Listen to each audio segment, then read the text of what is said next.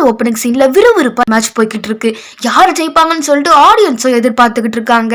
அதுல ஒருத்தர் world famous chess champion. இது வரைக்கும் அவர் எந்த ஒரு மேட்ச்லயும் தோத்ததா வரலாறே கிடையாது. இவர் பேர் தான் அகிரா. இப்படிப்பட்ட இவருக்கு ஆப்போனண்டா யார் இருக்காங்கன்னு பாத்தீங்கன்னா சூப்பர் ப்ளூ அப்படின்ற ஒரு கம்ப்யூட்டர். ஒருவேளை அகிரா இந்த கேம்ல தோத்துட்டாருன்னா இது வரைக்கும் எதுலயுமே தோக்காத அகிரா தோத்துட்டாரு அப்படின்ற பேரும், முதல்ல ஒரு கம்ப்யூட்டர் கூட தோத்த ஒரு ஹியூமன் அப்படின்ற பேரும் இவருக்கு வரும். இது வரக்கூடாது அப்படின்றதுக்காக அவரும் அவருடைய முழு மூச்சை போட்டு விளையாடிக்கிட்டு இருக்காரு. ஆனா ஒரு கட்டத்துல அவருடைய கிங்குக்கு செக் மேட் வச்சுட்டாங்க.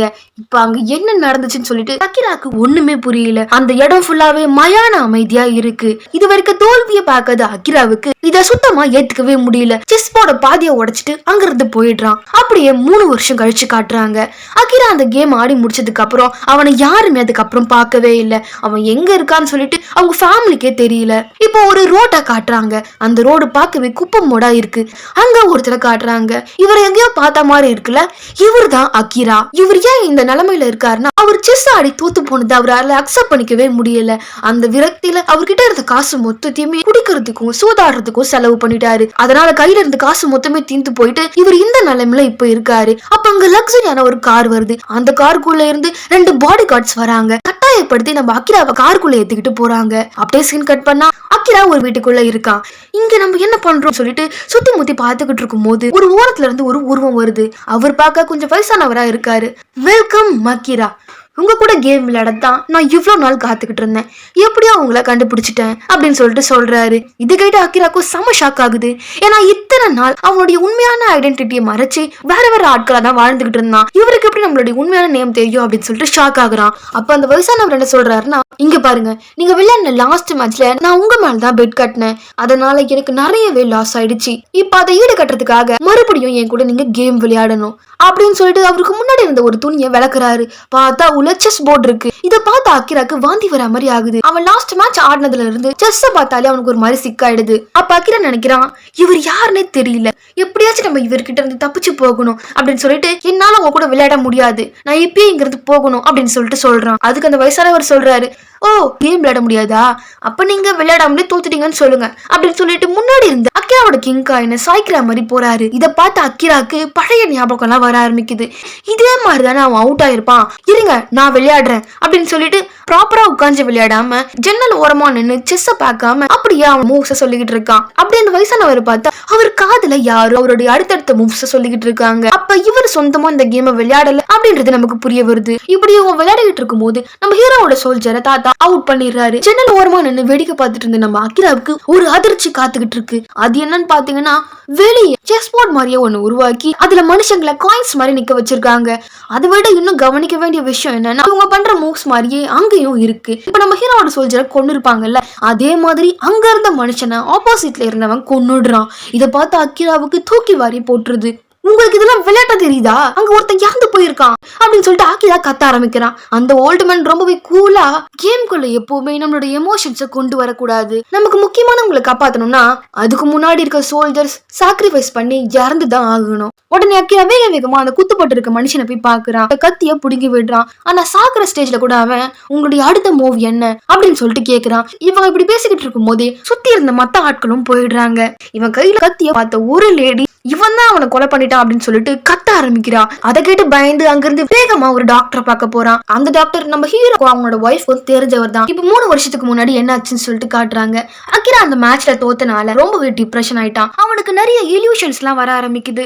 குதிரை, குயின், கிங் எல்லாமே சேர்ந்து அவனை கொல்ல பாக்குற மாதிரி ஃபீல் பண்றான். அவன் எப்பவுமே அவன் வாழ்க்கைய ஒரு செஸ் போர்டா தான் பார்ப்பான். அதனால இப்ப அவன் அந்த மேட்ச்ல தோத்தனால இவன் ஒய்ஃப்க்கு இவன் தகுதியானவன் இல்லை அப்படின்னு சொல்லிட்டு அவளை அப்படியே அம்போன்னு விட்டுட்டு அவன் அங்கிருந்து போயிடுறான். நானும் உன் ஒய்ஃபும் 3 வருஷமா தேடிக்கிட்டு இருந்தோம், ஆனா நீ கிடைக்கவே இல்லை. ஆனா நீ ஏன் இப்ப என்ன தேடி வருவேன்னு சொல்லிட்டு நான் எதிர்பார்க்கல. அப்ப அகிரா சொல்றான், என்ன ஒரு சைக்காட்ரிஸ்ட் கிட்ட கூட்டிட்டு போங்க, எனக்கு என்ன ஆச்சுன்னே தெரியல அப்படின்னு சொல்லிட்டு நடந்த எல்லா விஷயத்தையுமே சொல்ல ஆரம்பிக்கிறான். இதை கேட்டு அந்த டாக்டர், என்னது நீ ஒருத்தவங்கள கொன்னுட்டியா, எனக்கு தெரிஞ்ச நீ கடவு கொண்டிருப்பன்னு நினைக்கிறேன் அப்படின்னு சொல்லிட்டு சொல்றாரு. இப்படி அவங்க பேசிக்கிட்டு இருக்கும் போது அப்ப அங்கிருந்து பிரிண்டர்ல இருந்து ஒரு பேப்பர் பிரிண்ட் ஆகி வருது. அதுல உன்னோட நெக்ஸ்ட் மூவ் என்ன அப்படின்னு சொல்லிட்டு வருது. இப்ப நம்ம அகிராக்கு ஒரு விஷயம் தெரிய வருது.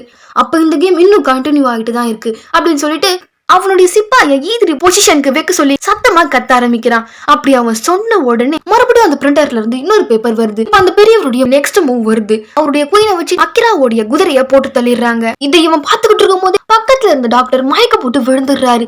ஏன்னாச்சுன்னு சொல்லிட்டு அக்கிரா பதறி அடிச்சுக்கிட்டு பார்க்கும்போது பார்த்தா அங்க இருந்த செவுத்துல ஒரு போட்டோ மாட்டி இருக்கு.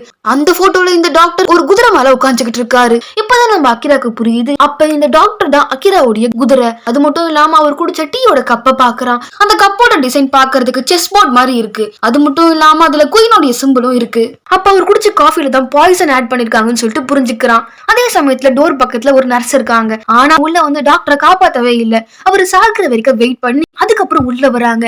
உள்ள வந்த அவங்க நம்ம அக்கிராவை பார்த்து உன்னுடைய அடுத்த மூவ் என்ன அப்படின்னு சொல்லிட்டு கேக்குறாங்க. இதை கேட்ட அக்கிரா பயந்து போய் அங்க இருந்து வேகமா ஓட ஆரம்பிக்கிறான். அப்படி அவன் ஓடி போய்கிட்டே இருக்கும் போது எதிரில ஒரு குட்டி பையன் வரான். அப்ப அவன் கேக்குறான், உங்களுடைய அடுத்த மூவ் என்ன? உடனே அக்கிரா பயந்துகிட்டே கிங் E2 பொசிஷனுக்கு போகணும் அப்படின்னு சொல்லிட்டு சொல்றான். உடனே அந்த குட்டி பையன் அப்படி பண்ணா கிங் இறந்து போயிடுவான் அப்படின்னு சொல்லிட்டு சொல்றான். இதை கேட்ட அக்கிரா பயந்து போய் அங்க இருந்து வேகமா ஓட ஆரம்பிக்கிறான். அவன் கண்ணு முன்னாடி நிறைய இல்யூஷன் எல்லாம் வர ஆரம்பிக்குது.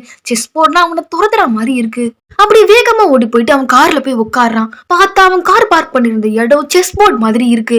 அப்ப உள்ள இருந்த கார் கீழே மந்திரி காயின் இருக்கு. கார் இவன் நினைச்ச மாதிரி மூவ் ஆகல, அது வெர்டிகலா மூவ் ஆகுது. ஏன்னா மந்திரி அப்படித்தானே மூவ் பண்ண முடியும், அதே மாதிரி மூவ் ஆகுது. அப்புறம் வேற ஒரு கார்ல ஏறான். அந்த கார்ல யானை காயின் இருக்கு. அவன் அந்த காரை ஸ்டார்ட் பண்ணலான்னு போனா அந்த கார் ஸ்டார்ட் ஆகல. ஏன்னா இப்ப இது ஆப்போனண்டோட சான்ஸ். அப்ப அந்த ஓல்டு மேனோட யானை வந்து அக்கிராவோட யானைய போட்டு தள்ளிடுது. உடனே அக்கிரா என்ன பண்றான்னு அவனுடைய பழைய வீட்டுக்கு போறான். இப்ப அவன் நல்லா யோசிச்சு பார்க்கும்போது செஸ் போர்ட்ல சொல்ல வர கேசல் வேற எதுவும் இல்ல, அதுதான் இவனுடைய வீடு.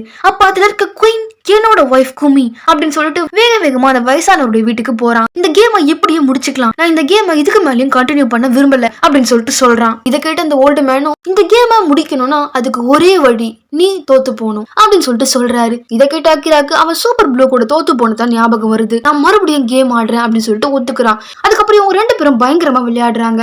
அங்க இருந்து முக்காவாசி காயின் அவுட் ஆயிடுச்சு. இன்னுமே நம்ம ஹீரோ ஜெயிக்கிறதுக்கு 2 ஸ்டெப் தான் இருக்கு. ஆனா ஓல்டு மேனால இப்போ அவருடைய கிங்க காப்பாத்த முடியல. அதனால மண்டை பிச்சுக்கிட்டு உட்காந்துக்கிட்டு இருக்காரு. அப்ப அந்த ஓல்டு மேனோட பாடி கார்ட்ஸ் வந்து நம்ம அக்கிரா அங்க இருந்து எடுத்துட்டு போயிட்டு ஒரு செஸ் போர்ட் கிட்ட நிக்க வைக்கிறாங்க. அப்ப அந்த ஓல்டு மேன் சொல்றாரு, இதை பார்க்க அப்படியே அந்த அரேபியன் கிங் விளையாடுற மாதிரி இருக்குல்ல, அவர் அப்படிதான் அவரோட கைதிகளை வச்சு செஸ் கேம் விளையாடுவாரு. அவங்க அந்த கேம்ல தோத்துட்டாங்கன்னா செஸ் காயினா இருக்க எல்லாருமே செத்து போயிடுவாங்க. இந்த செஸ் கேம்ல விளையாடுற பிளேயர்ஸ் யாருக்குமே எமோஷன்ஸே இருக்க கூடாது. ஏன்னா கண்டிப்பா அந்த பிளேயர் அவருடைய ஆட்களை இழக்க வேண்டியதா இருக்கும். அப்படியே பேசிக்கிட்டே குயின் முகத்துல இருக்க மாஸ்க் கழட்டுறாங்க. பார்த்தா அது அக்கிராவோட ஒய்ஃப் தான். இப்ப அக்கிரா அந்த ஓல்டு மேனோட கிங்குக்கு செக்மேட் வைக்கணும் அப்படின்னா இவனுடைய குதிரையை மூவ் பண்ணணும். ஆனா இவன் இப்படி பண்ணா அடுத்த நிமிஷமே ஓல்டு மேன் நம்ம அக்கிராவோட குயினை கொன்னுடுவான். இப்ப என்ன பண்றது? கிங்குக்கு செக்மேட் வச்சு இந்த கேமை முடிக்கிறதா இல்ல தன்னோட ஒய்ஃபை காப்பாத்துறதா அப்படின்னு சொல்லிட்டு யோசிச்சுக்கிட்டு இருக்கான். அப்ப மேல இருந்து ஓல்டு மேனோட ஆள் ஒருத்தன் அக்கிராவுடைய காலுக்கு முன்னாடி சொல்றான், அதுக்கு அர்த்தம் நீ ஓல்டு மேனுக்கு செக்மேட் வைக்க கூடாது அப்படின்றது தான். உடனே அக்கிரா கொஞ்சம் கூட யோசிக்காம தன்னோட ஒய்ஃப் தான் முக்கியம்னு சொல்லிட்டு அவளுக்கு முன்னாடி போய் நிக்கிறான். அதனால ஓல்டு மேனோட ஒரு வந்து நம்ம அக்கிராவை அங்கேயே குத்தி கொன்னுடுது. அவன் அப்படியே அங்கேயே விழுந்துடுறான். இதை பார்த்து அக்கிராவோட ஒய்ஃப் கை தட்டி சிரிக்க ஆரம்பிக்கிறா. அது மட்டும் இல்லாம இதுக்கு முன்னாடி இருந்த ரவுண்ட்ல இறந்து போன ஆட்கள் எல்லாருமே ஏன் அந்த டாக்டர் நர்ஸ் எல்லாருமே அங்க கிளாப் பண்ணிக்கிட்டு வர ஆரம்பிக்கிறாங்க. இந்த ஓல்டு மேன் கூட கிளாப் பண்றாரு. எதுக்கு இவங்க இப்படி பண்றாங்கன்னு சொல்லிட்டு தெரியல. அப்ப அக்கிரா கண்ணை திறந்து பாக்குறான். என்ன நமக்கு எந்த வலியுமே இல்லையே அப்படின்னு பார்த்தா அவன் உடம்புல கத்தி குத்து பட்ட மாதிரி எந்த ஒரு காயமும் இல்ல. ஏன்னா அவங்க குத்துறது ஒரு டம்மி கத்தி. இப்பதான் ஒரு ட்விஸ்ட் வருது. அது என்னன்னா இது எல்லாமே ஒரு செட்டப் தான். லாஸ்ட் மேட்ச்ல அக்கிரா தோத்தா அந்த சூப்பர் ப்ளூ கம்ப்யூட்டர் உருவாக்குனது இந்த ஓல்டு மேன் தான். வேர்ல்டு ஃபேமஸான ஒரு செஸ் பிளேயர் நம்ம உருவாக்குன ஒரு கம்ப்யூட்டர்னால இப்படி ஆயிட்டாருன்னு சொல்லிட்டு அவருக்கு ரொம்பவே குற்ற உணர்ச்சி ஆயிடுச்சு. அதனால எப்படியாச்சும் அவரை மீட்கணும் அப்படின்றதுக்காக தான் இப்ப நடந்த எல்லா விஷயத்தையுமே அவர் தான் ஏற்பாடு பண்ணிருக்காரு. அவரு ஸ்பான்சர் பண்ணிருக்காரு. அவரு கூட அக்கிராவோட ஒய்ஃபும் டாக்டரும் சேர்ந்து தான் பிளான் பண்ணிருப்பாங்க. அப்ப அந்த ஓல்டு மேன் அக்கிரா கிட்ட, நீ இவ்வளவு நேரம் ஏன் கூட கேம் விளையாடணும்னு நினைச்சுக்கிட்டு இருந்த, ஆனா உண்மை என்னன்னா நீ ஏன் கூட விளையாடல, சூப்பர் ப்ளூ கிட்டதான். சூப்பர் ப்ளூ கொடுத்த இன்ஸ்ட்ரக்ஷனை காதுல கேட்டுட்டு அதே மாதிரி தான் நான் எல்லா காயின்ஸையும் மூவ் பண்ணேன். நீ உன்னோட ஒய்ஃப்காக லாஸ்டா பண்ண சாக்ரிஃபைஸ் மூவ் கம்ப்யூட்டரால டிடெக்ட் பண்ண முடியல, அதனால நீ வின் பண்ணிட்ட அப்படின்னு சொல்லிட்டு சொல்றாரு. இதை கேட்டு அக்கிராவுக்கு ரொம்பவே சந்தோஷம் ஆகுது. படத்தோட எண்டிங்ல அக்கிராவும் அவனோட ஒய்ஃபும் கட்டி பிடிச்சிக்கிறாங்க.